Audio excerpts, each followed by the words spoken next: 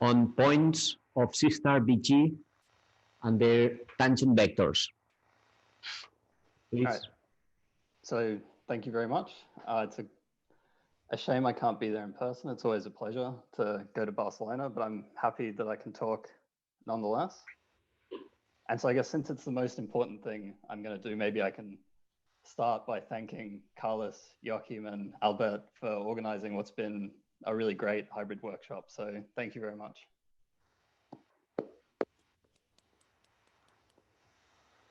Good. And so that's the most important thing I was going to do. And, you know, the clapping on Zoom is the most awkward thing that's going to happen. So now I can get started. And so what I'm going to talk about is some work, parts of which are a bit older and a joint with Paul Ballmer and Henning Krauser. And then the focus is mostly going to be on discussing some examples. And this is from joint work with James Cameron. And just to avoid any confusion, so this is the young mathematician and not the guy who directed Terminator. All right. And so mostly what I'm going to do today is talk about examples. And hopefully I'll get to the example I want to get to at the end, but if not, it's okay. And so the main motivating example, at least sort of the analogy I want to think about is the following. So I want to consider R a commutative ring. So we're going to just do commutative algebra. So this is nothing particularly fancy. And I want to think of a prime ideal over R, so a point in spec R. So corresponding to this point, we have a residue field. So I can look at what I'll call Kp, which is given by taking R and localizing it P, and then killing the corresponding ideal in that ring. And this receives a map from R, which is just given by localizing and then killing P. So this is the residue field, and this has the corresponding point, spec of Kp, which is just a point, to a spec of R. And so given this point in our affine scheme, spec R, it makes sense to talk about the tangent space to this point. And so the tangent space is a Kp vector space, and it's given as follows.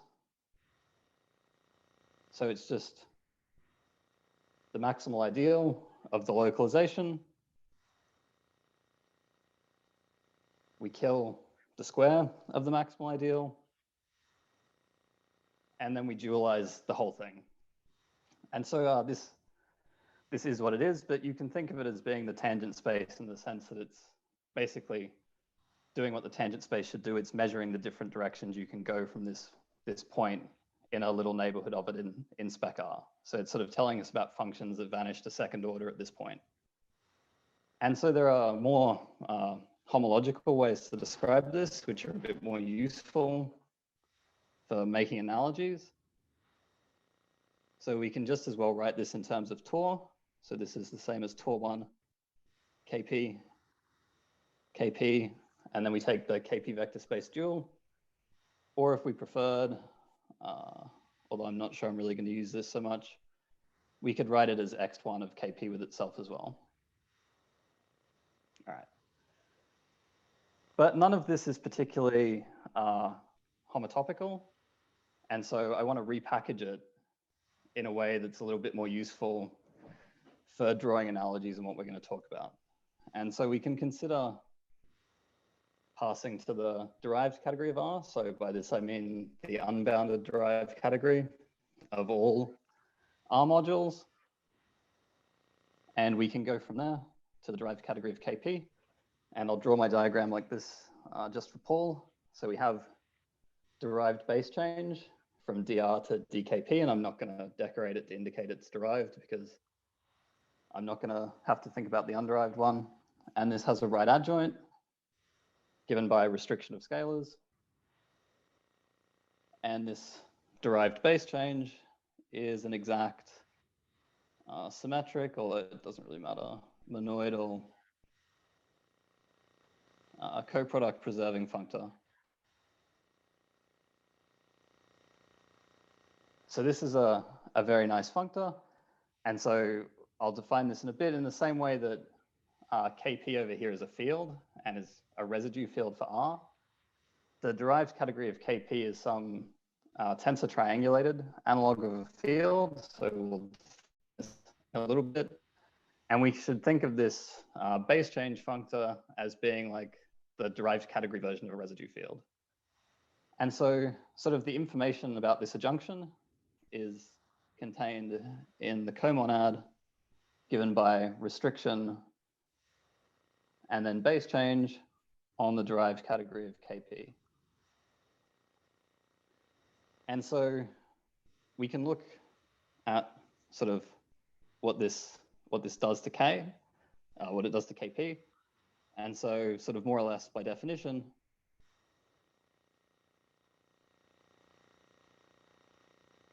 if we apply this comonad to Kp, then we just get Tor over R of Kp with Kp.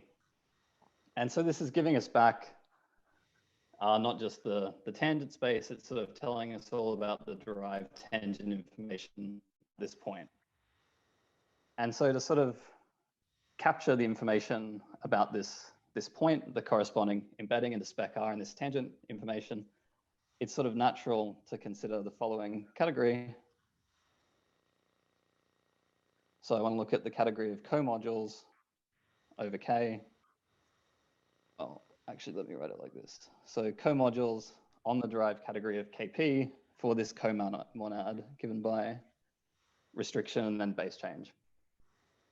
So these are the kinds of objects we're going to be thinking about, although I won't have to talk about comodules over a comonad so much, but just as a bit of foreshadowing before I give the general setup. So I said before, maybe I could be all fancy with my hipster technology and change colors. So this guy here is a TT field. And this thing is what we call in joint work with Paul and Henning, a homological residue field. And so basically what I want to talk about today is how to give a slightly more explicit description of this guy here in this example and in other examples, and sort of not really make a precise analogy to this case of the tangent data, maybe not as much as the title would make one believe, but it's sort of illustrative of something, and I wouldn't say that I completely understand what yet. All right, so I want to move on from the example to some general setup that'll let us talk about a bunch of other examples. And so the setup will be as follows. So T will be a rigidly compactly generated tensor triangulated or TT category. And so this is something that I'll affectionately refer to as a big TT cat. And so what does all this mean? So it means that T should be a compactly generated triangulated category. So there's some essentially small subcategory of compacts, which I'll call TC, which generate T, and T has some compatible symmetric monoidal structure, which restricts to the compact objects, and they should have good duals. All right.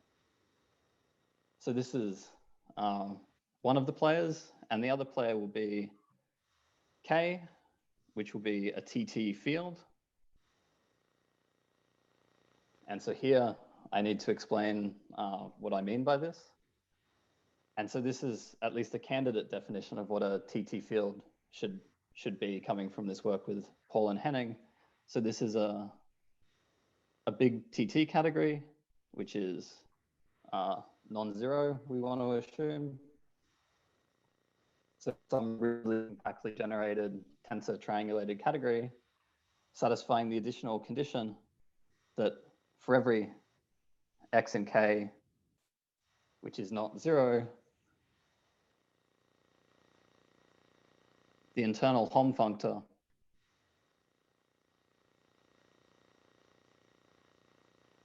into X is faithful. So it's a TT category. So in particular, there's an internal Hom, so a right adjoint to the tensor product. And if I look at this internal Hom functor into any non-zero object, this is faithful. So sort of mapping into any object is capable of detecting all non-zero morphisms in our category. And so this is equivalent to the following definition. I mean, I'm not sure why I picked to do it in this order, since I'm not going to very explicitly use either. But so this is the same thing as asking that every object of K is a coproduct of compacts.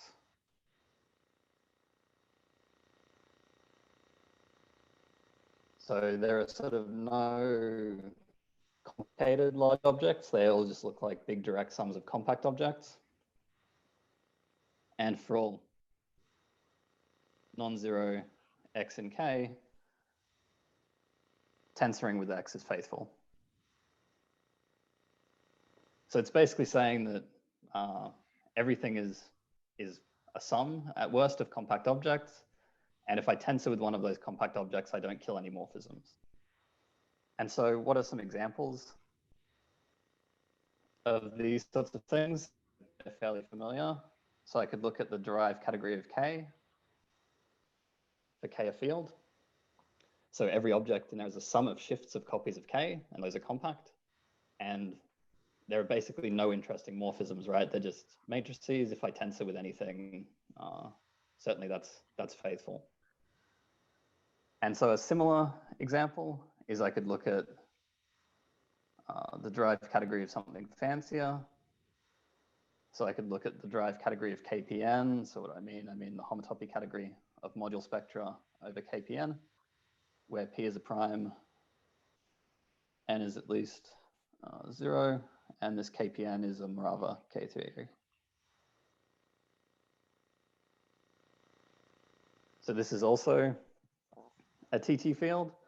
So here, of course, depending on whether P is 2 or not, one has to be a little bit careful, because the tensor product exists on this homotopy category and maybe doesn't come from the actual level of spectra, but that's fine because we're not doing anything that fancy. We're only talking about triangulated categories. So this is another example of a TT field. And then sort of in some sense, the most interesting class of examples, which is what I eventually want to talk about today, are the following. So I could pick P a prime, and I could look at the stable category of representations of CP. So here CP is a cyclic group of order P. And I should ask that the characteristic of K is P, because I excluded these things from being 0. And so this is also an example of a TT field. So because KCP has finite representation type, it's still true that every object is a direct sum of finite dimensional modules. So it satisfies this condition that every object's a sum of compact objects. And the way in which it's a little bit more interesting an object than the derived category of a field or the homotopy category of module spectra over a Morava K theory is that if P is odd, so it's at least 3, then this category has non-contractible triangles. So this will come up again. I mean, what's different about these guys is that these categories are not just triangulated, they're actually abelian. So they have actual kernels and co-kernels, and every morphism can be decomposed as a split epi followed by a split mono. So these categories are pretty easy. That's not true here anymore. This has actually got some honest to God non-split triangles in it that mean that it's a little bit different to work with than these other fields. All right. So these are the objects I want to talk about today. So these big TT categories and these TT fields. And so now let me give you the setup for producing homological residue fields in the way that I want to talk about them today. All right. So the starting point is going to be F from T to K. So here T is big TT category. K is a TT field. And throughout, I want to assume that F is exact, preserves infinite direct sums, and is monoidal. All right.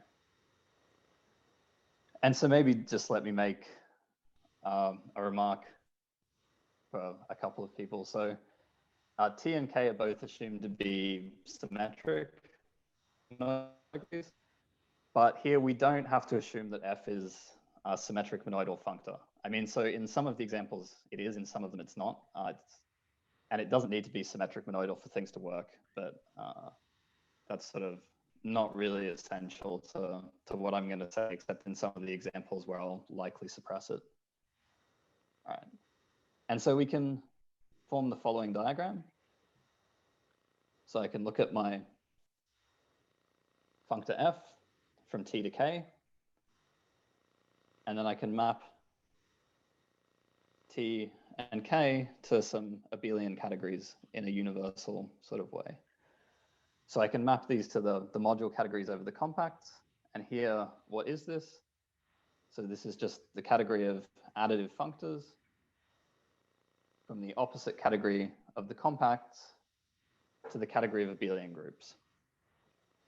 So I'm looking at additive contravariant functors from the compacts to abelian groups. And so if I think of the compacts, this is an essentially small category as being like, you know, it's a ring with several objects, it's an additive category. Then this is the category of modules over that ring with several objects. So I can look at this category of functors, and my functor from T to mod TC, so the horizontal functors, are what's called the restricted Unida functor. So I send X, say in the case of the top one, to hom into X, and I restrict to the compacts. So I basically just look at the functors these objects represent when restricted to the compact objects. And so this is a nice coproduct preserving cohomological functor to this category of modules, which is a nice abelian category. And then I can fill in this diagram like this. So where this F hat is obtained from left Carn extension. So it's basically just determined by what it does on the representable functors, and then we freely extend that by colimits, because this category is generated by the representable functors, so hom into the compacts. And so this is an exact, all right. So before I say that, I should say something else. So these categories, mod TC, mod KC, so they're Grothendieck categories. So they're co-complete abelian categories, such that filtered colimits are exact and they have a generator. And it inherits a monoidal structure from the compacts, such that, in fact, the whole restricted Unida functor, but in particular the Unida functor, is a monoidal functor.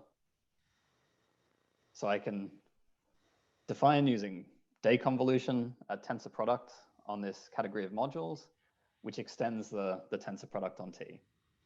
And so it's determined by saying that the tensor product of two representables is represented by the tensor product. All right. And so knowing this functor F hat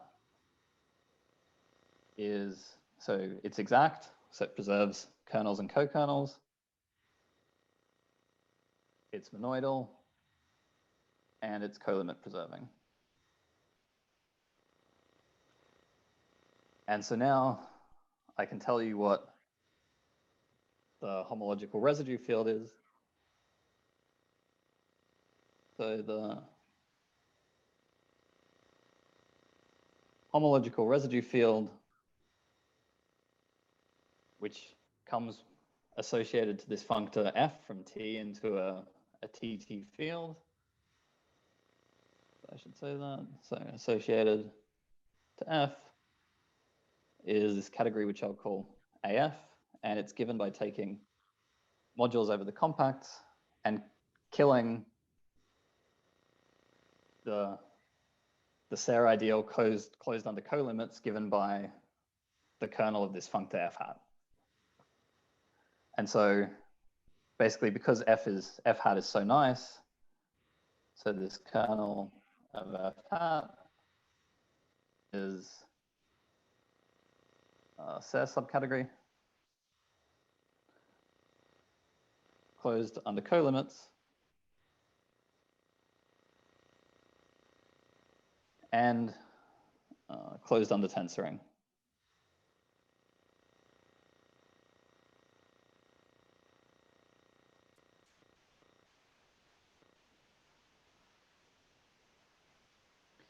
And so what I get from this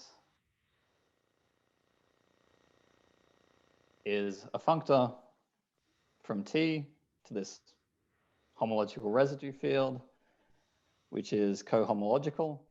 So it sends triangles to long exact sequences. It's monoidal, and it's coproduct preserving. And so what this category is supposed to do is it's supposed to be some sort of linearization, some abelian version of this TT field K up there. But as we're going to see, it is also going to remember something about how K was embedded, if you like. So this functor F. So it's going to contain some tangent information. So it's sort of a richer object than just giving K by itself. And the other comment I should make is, so these homological residue fields, they can be produced without reference to a TT field. So what we did here is we started from a functor from F, a functor F from T into one of these TT fields, and we cooked up using that extension of F to the module category as a homological residue field. And the whole point of these things is that they exist without having to do that. So we don't know, sort of given a big TT category T, so we sort of don't know that there are enough TT fields. We don't know how to produce, given a point on the spectrum of the compacts here, a functor to a TT field that sort of picks that point out. So it's not like spec R. We can't just take a prime ideal and cook up one of these fields. But we always know how to produce enough of these homological residue fields. And so we know that there are enough of them in the sense that Paul has proved that you can detect potence of maps of compacts using all of these homological residue fields, and you can define a notion of support using them, which is quite good in certain situations. But today I want to stick to sort of understanding what this guy looks like in this setup where it comes from an honest TT field. All right. And so maybe I can try and squeeze this on. Yeah, although I have a feeling I'm going to fail. So we've assumed that our functor F preserves coproduct and is exact. So there exists a right adjoint U to F by Brown representability. And this induces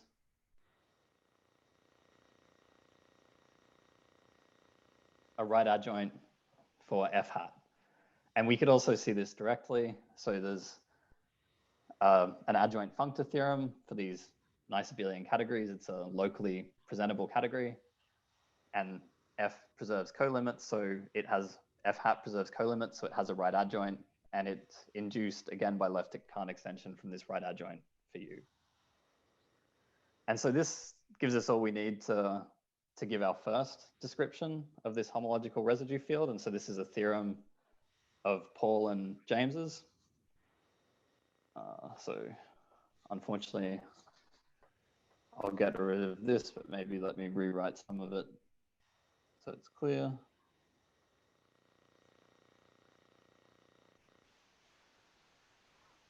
All right, so we have F from T to K.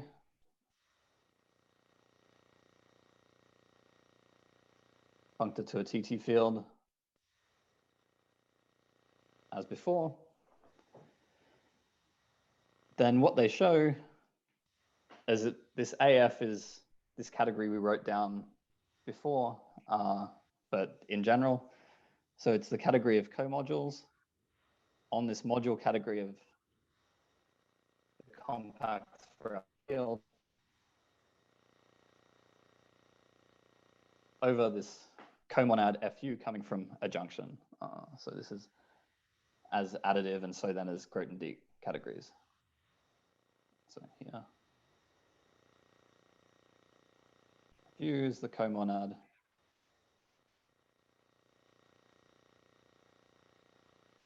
associated to this adjunction. So the co-unit's the co-unit and the co-multiplication is induced by the unit map. And so this gives us a start on understanding this homological residue field. So this is already like quite a good description. It's a bit more immediate than this description in terms of some quotient of this abelian category in terms of who knows what.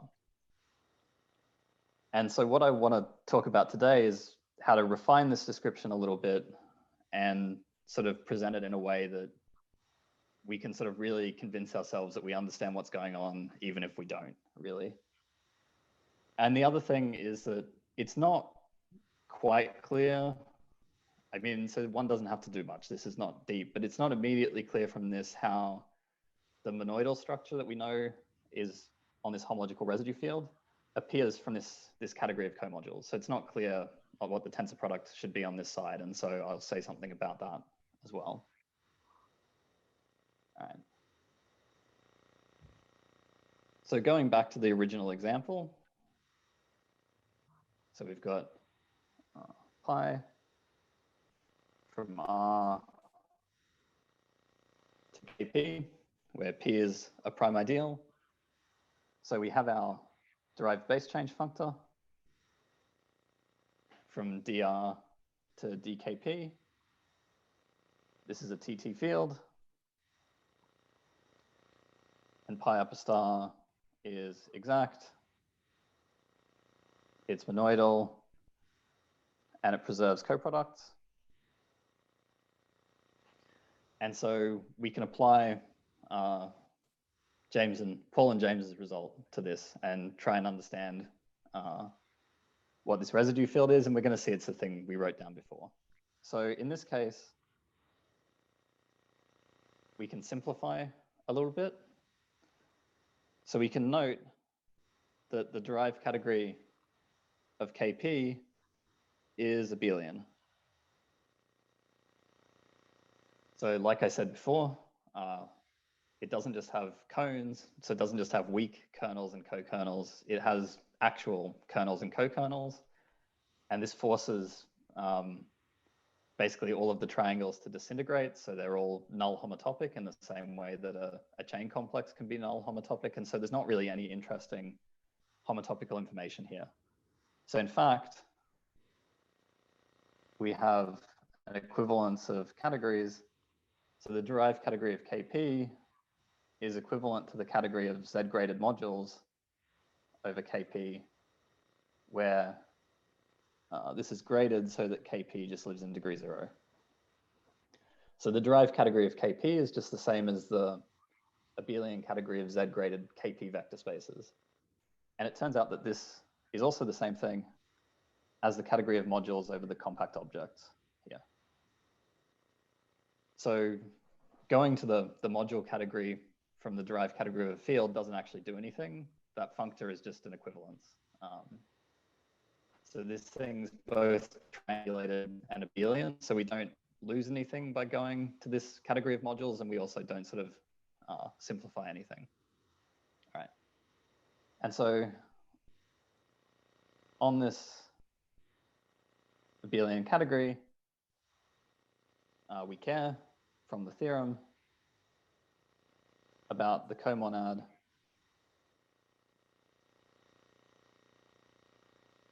given by restriction to the derived category of R and then base change.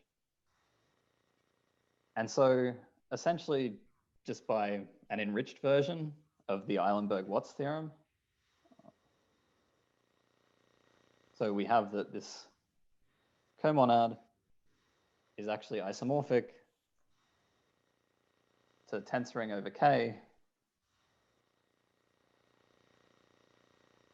with the evaluation at Kp, so the finitely presented projective generator for this category.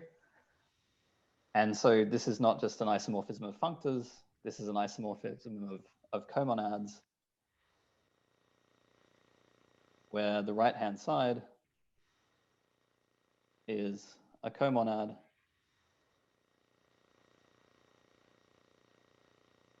via the natural coalgebra structure on this chap here, which is essentially by definition just Tor Kp Kp. And so this Tor is a coalgebra in a natural way. And so sort of combining this with this term of Paul and James, we see that the homological residue field associated to pi up star, so associated to this honest residue field, is the category of Z-graded comodules over Kp for the Tor coalgebra.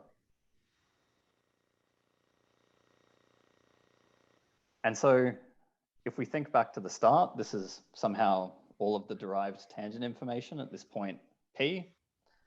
And so this homological residue field is some packaging of sort of all of the tangent information at the point P coming from this Tor coalgebra.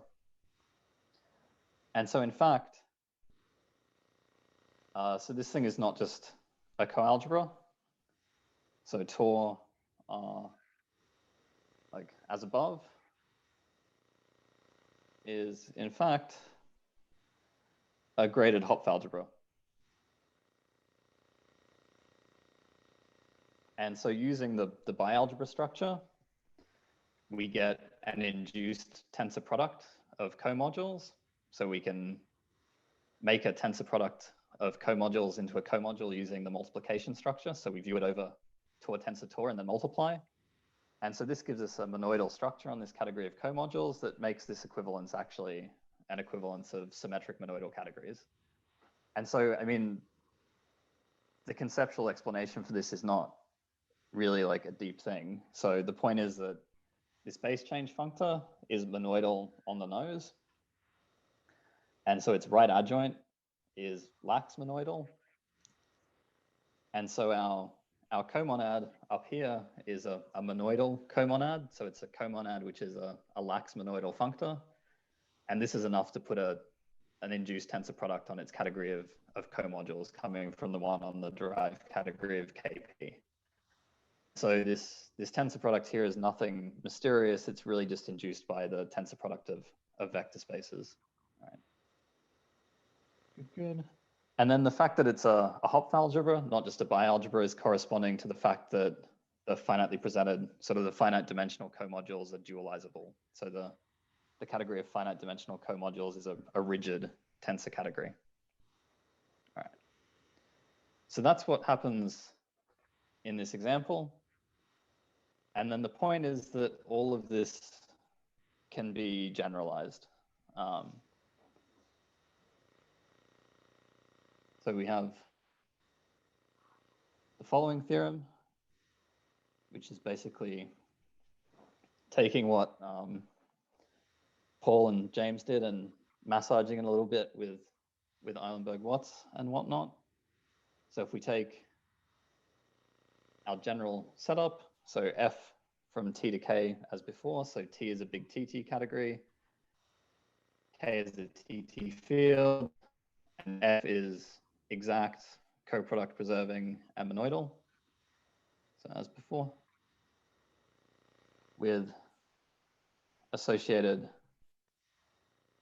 comonad, C like this, on mod KC. And so just let's remind ourselves this came from our adjunction here,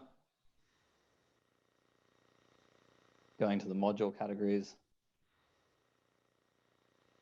and then the induced functors over here, which give us an associated comonad. And so the hypothesis is the following. So we suppose there exists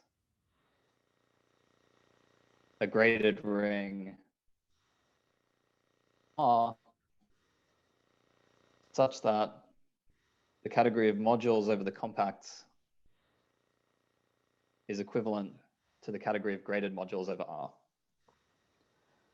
And so maybe let me finish the statement, then I'll comment on this assumption. So then viewing C as a comonad on this category of graded modules via this equivalence, we have the following. So C evaluated at R is a graded bialgebra.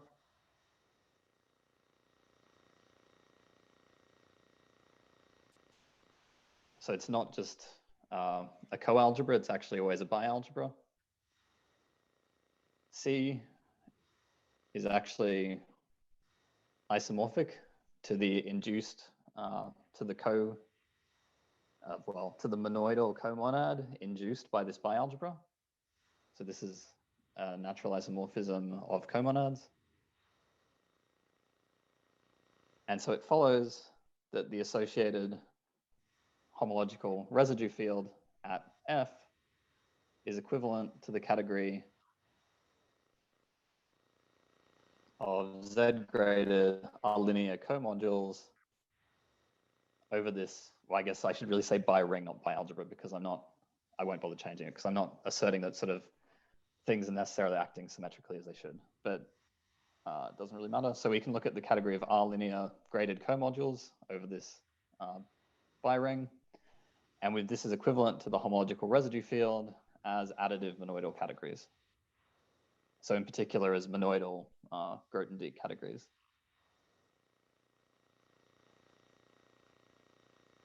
Right.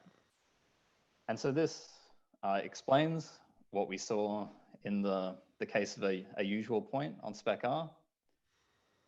And so I want to spend the rest of the time talking about some different examples. Right. So the first example, which is very similar to the ring case, so we can dispose of fairly easily, even though it's an very interesting example, is we could take T to be the stable homotopy category.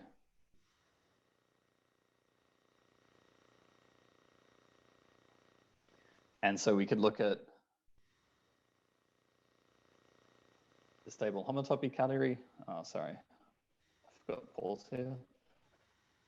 We'll write it this way. So I can look at the stable homotopy category mapping to the homotopy category of module spectra over KPN. And so this has an associated homological residue field corresponding to this functor, which I can get at by looking at the comonad coming from this adjunction on this, which is already abelian. So again, as in the case of the derived category of a field, this guy is a degenerate triangulated category in the sense that it's an abelian category. So it's just graded modules over the coefficients of KPN. And so what we see is that the associated homological residue field is the category of Z-graded comodules. Now, over the our co-ring, our bi-ring is living in the category of graded vector spaces over the coefficients of KPN. So this is Laurent polynomials over FP. And our analog of Tor, so our bi-ring is the KPN homology of KPN. And so what is this? This is actually a thing that's known. So this is the category of graded comodules over the Hopf algebra of stable co-operations on KPN.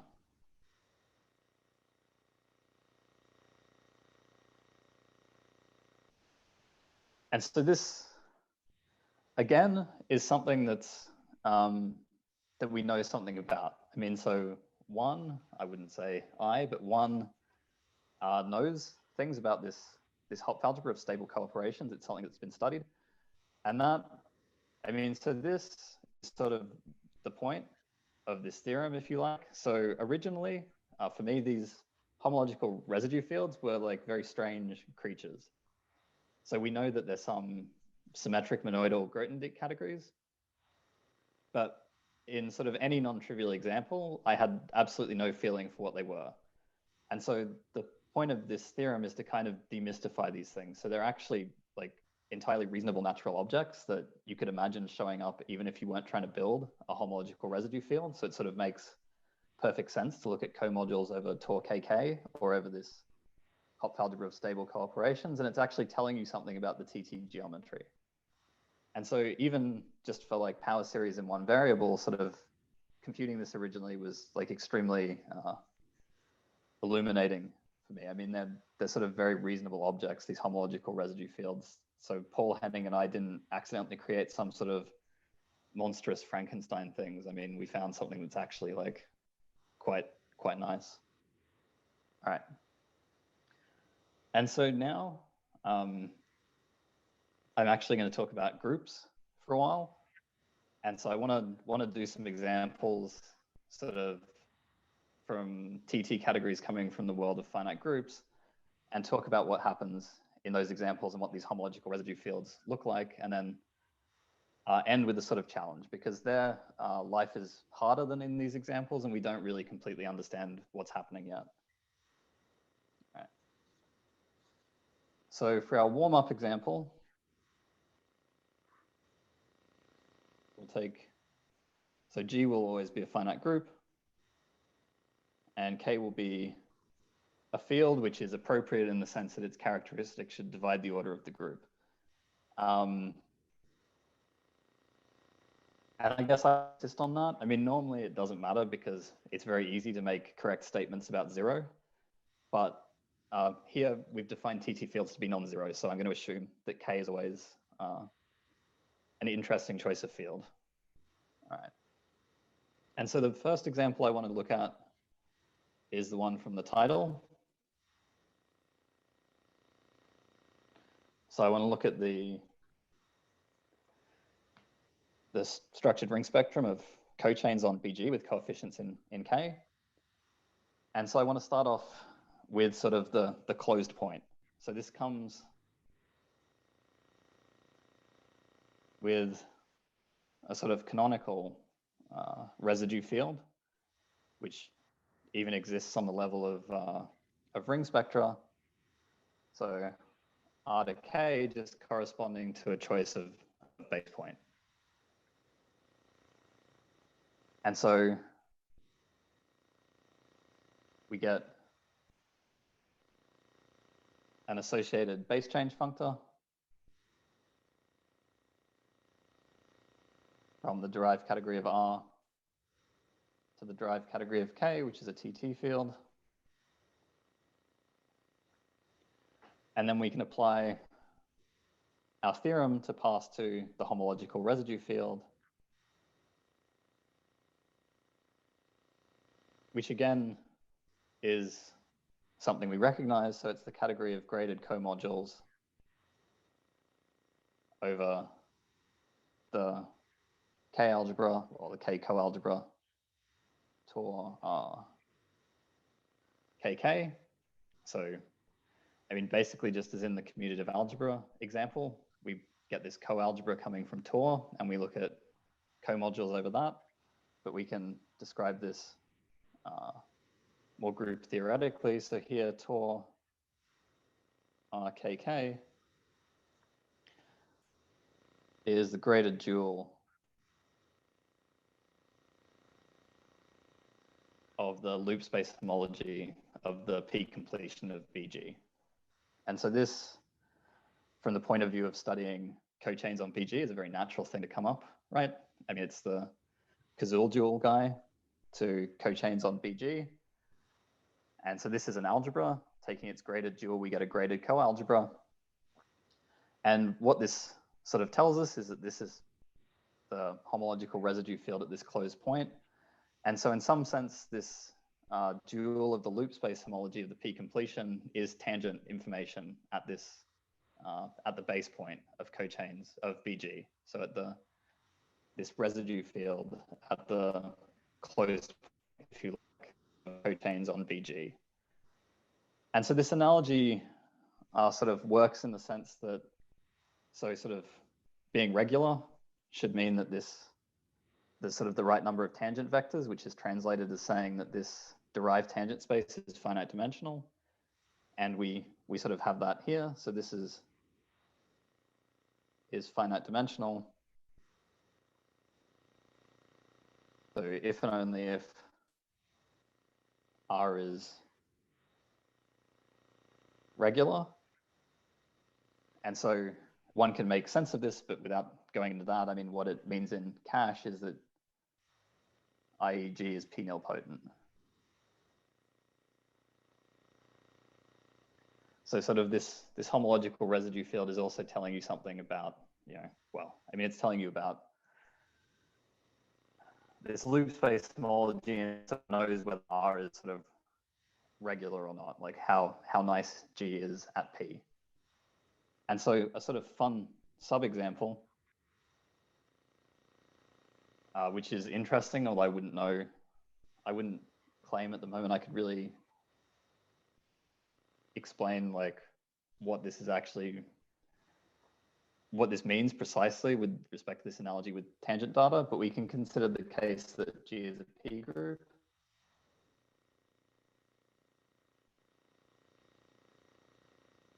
So then this Tor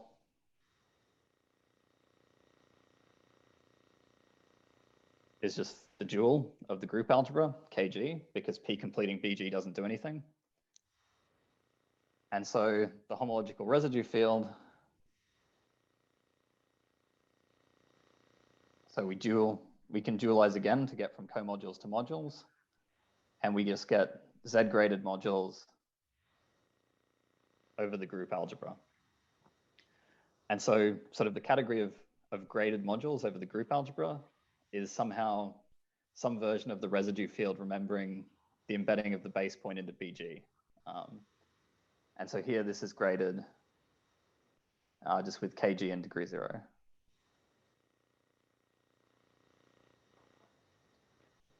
All right. And I mean, you could object that this doesn't look very much like a residue field, but the point is that sort of up to the tensor product, there shouldn't be any non-trivial subcategories, and that's true here. Sort of the tensor product takes care of the grading, and it lets you reduce everything to projectives using Frobenius reciprocity. So this category, from the point of view of a monoidal abelian category, is very small. It's sort of small enough to look like a field. All right. And so having looked at the closed points and found the loop space homology, a natural thing to ask is, what about the other points?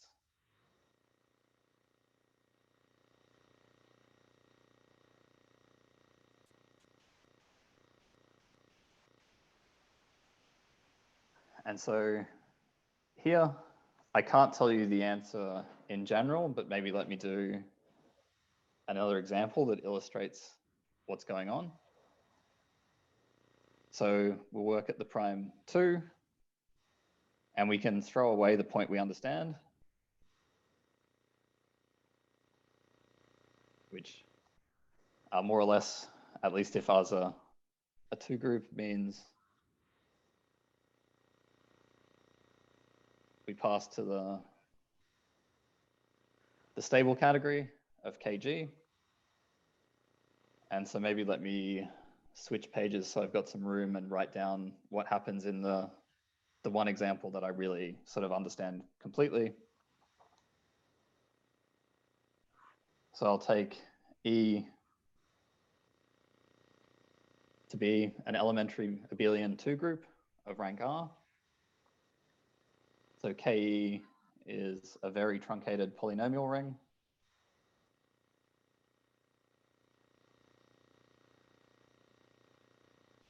And so in this case, what are the points? And so we're going to work with the stable module category of Ke. So this is a big TT category. And the relevant space, so where our points come from, is the spectrum of the compact objects, which is isomorphic by the theorem of Benson, Carlson, and Rickard. In this case, just to projective space of dimension R-1 over K. So this is the support variety, if you like. And so for a K point A on this projective space, we can look at the corresponding cyclic shifted subgroup.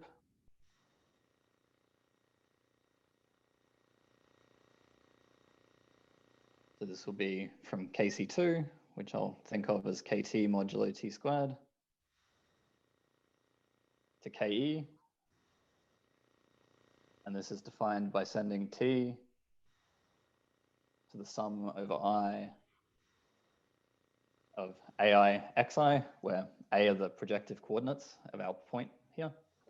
And so, I mean, we don't have to take a K point. Like if K is not algebraically closed or we want to work with a generic point, we could take some field extension and do the same thing. But this illustrates what happens. I mean, you don't get anything really new by doing that. And so this has corresponding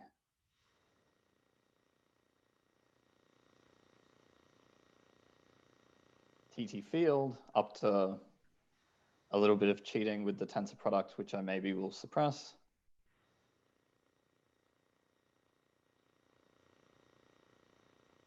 So here, now we look at restriction along this pi point, and then we have co-induction, which is equal to induction going back in the other direction. And so because we picked the prime 2, this category is still very easy. So this category of, whoops, these should be big mods.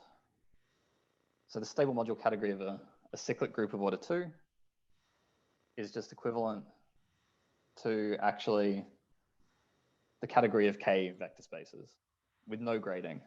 So secretly, what this is the category of Z-graded vector spaces over a Laurent polynomial ring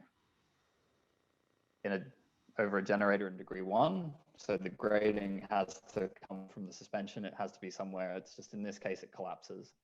And this guy, again, is abelian. It's just the category of vector spaces.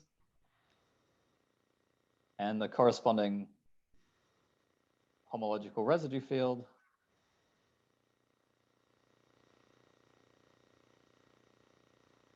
so a pi lower star, so corresponding to this cyclic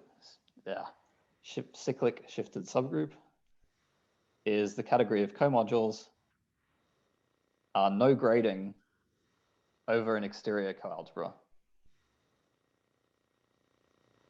And if you like, this is finite dimensional, so we can rewrite this as the category of modules over the dual. So where this is just an exterior algebra on R-1 generators corresponding to the dimension of our projective space, so the 2 rank minus 1. And this is a finite dimensional graded Hopf algebra in the usual way. And just sort of to reinforce this again, unlike the other examples, there's no grading here. And so if you sort of somehow take the analogy with algebraic geometry seriously, which you can sort of cheat and do in this point using the BGG correspondence, so it's actually pretty reasonable, we can think of this A in spec mod KE as a regular point. So it has the right number of tangent vectors with tangent space of dimension R-1, but somehow sitting in cohomological degree 1, so that when we shift it and take the exterior algebra, we get this thing all living in degree 0. And so, I mean, if one really wants to stretch, you can computation up here as some sort of version of the HKR theorem. All right. And so, yeah, I mean, maybe let me close and instead of writing anything down, just quickly saying what happens in characteristic P for elementary abelian groups when P is odd. So there, the short answer is we don't precisely know. So life gets more complicated in the following way. So we want to look at fields. So we want to look at things that are stable module categories of KCP. So like this. And this is now isomorphic to actual modules. Sorry, that's not true. So what I want to say is if I look at modules over modules, then this is still equivalent to the category of modules over a ring, lambda. But this ring lambda is not semi-simple anymore. So this is somehow an abelian category that has objects which are not projective. And so we can write down the underlying module of the corresponding coalgebra. We don't know how to compute the co-ring structure. And then when you go to more general groups, there are some issues with sort of tensor products and things like that, and we really have no idea what's going on. So it'd be very interesting to compute what the corresponding coalgebra is, but it's not something that we currently know how to do. And that is a good place to stop. So yeah, thanks for listening, and thanks again to the organizers for inviting me and for putting on such a great workshop.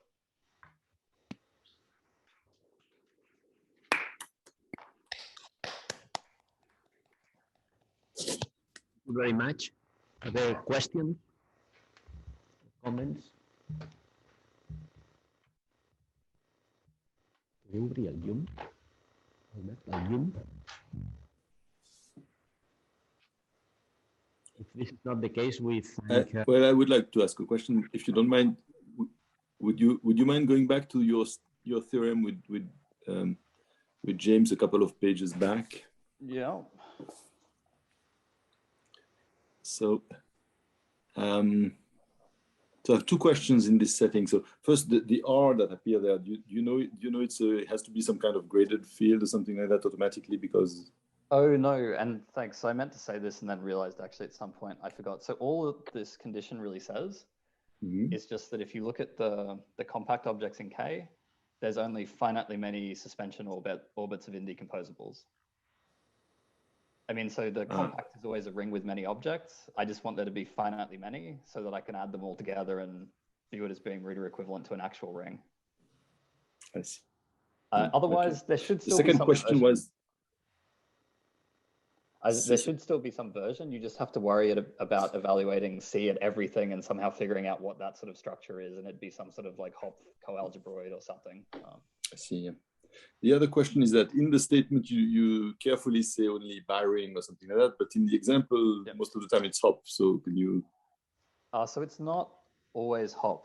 So it's Hopf. So I don't know an exact statement, but somehow it being Hopf corresponds to the TT field actually being abelian. So actually it's precisely that, because the point is being a Hopf algebra says that the finite dimensional guys are dualizable, which is basically saying that all of the finite dimensional guys are projective somehow in the underlying category. And that's the same as saying that there are no non-projective modules. So if you look at the examples that we don't understand yet, so like elementary abelian group in odd characteristic, you won't get a Hopf algebra, you'll only get a bialgebra. It's just, we don't know what it is. Thank you. Great. And so, yeah, it can't be a Hopf algebra, actually, it's obstructed. Another question or comment? But if this is not the case, we thank Greg again. Thank you.